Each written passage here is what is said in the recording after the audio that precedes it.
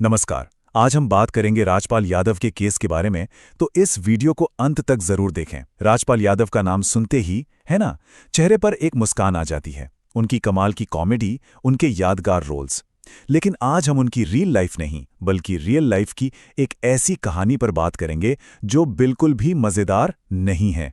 ये एक ऐसी कहानी है जो फिल्मों की दुनिया से निकलकर सीधे पहुंच गई कानून और अदालत के गलियारों में, और इसका अंजाम जेल की सजा।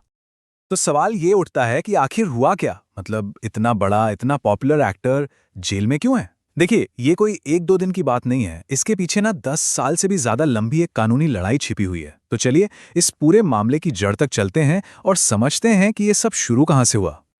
इस कहानी में जो सबसे लेटेस्ट डेवलपमेंट हुआ वो था 5 फरवरी को। इस दिन राजपाल यादव ने दिल्ली हाईकोर्ट के एक कड़े ऑर्डर को मानते हुए तिहाड़ जेल में सरेंडर कर दिया। जी हां, उन्हें अपनी 6 महीने की सजा काटने के लिए जेल भेजा गया है, और ये सजा एक चेक बाउंस के मामले से जुड़ी है। तो ये सब शुरू कहां से हुआ? इस कहानी की जड़ें कहां हैं? इसके लिए हमें टाइम में थोड़ा पीछे जाना होगा।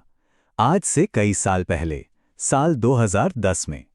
ये वो वक्त था जब राजपाल यादव ने एक एक्टर से डायरेक्टर बनने का एक बहुत बड़ा सपना देखा था। तो अपनी पहली फिल्म, जिसका नाम था अता पता लापता, उसे बनाने के लिए उन्होंने एक कंपनी से लोन लिया।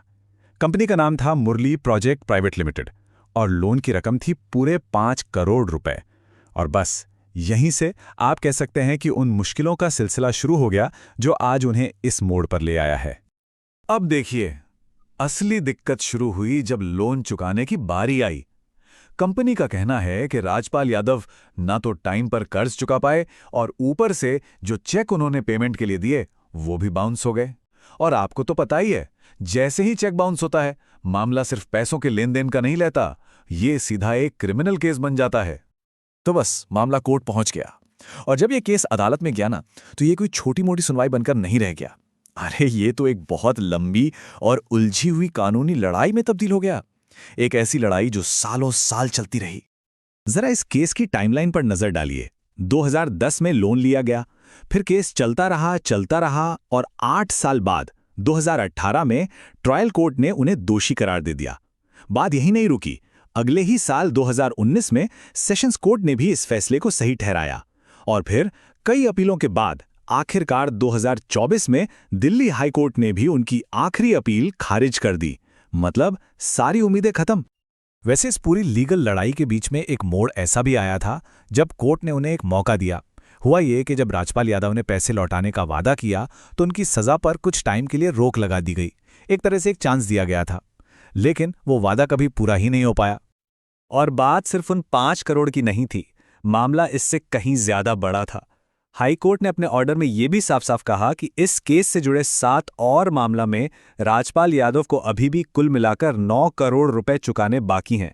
इससे आप अंदाजा लगा सकते हैं कि यह फाइनेंशियल मामला कितना बड़ा और सीरियस था। तो चलिए अब आते हैं इस कहानी के क्लाइमैक्स पर, वो आखिरी फैसला जिसने इस 10 साल लंबी कहानी पर फुल स्टॉप लगा दिया।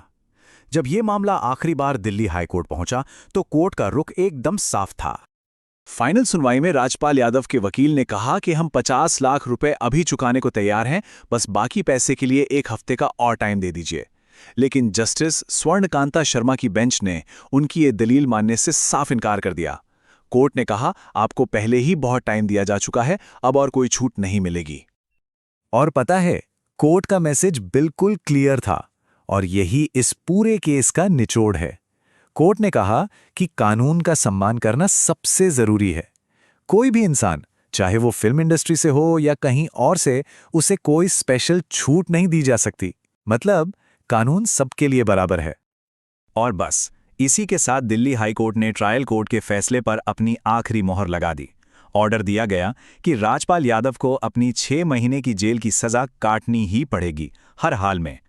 इस फैसले के बाद उनके लिए आगे अपील करने, मतलब कानूनी लड़ाई के सारे रास्ते बंद हो गए। तो ये पूरा मामला हमें एक बहुत बड़े और जरूरी सवाल के सामने लाकर खड़ा कर देता है।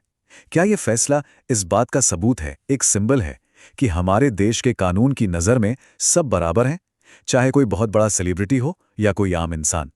ये एक ऐसा सवाल है जो सोचने पर मजबूर करता है। ऐसी ही जानकारी के लिए सब्सक्राइब कीजिए ऑल कैन स्टडी को। Thank you.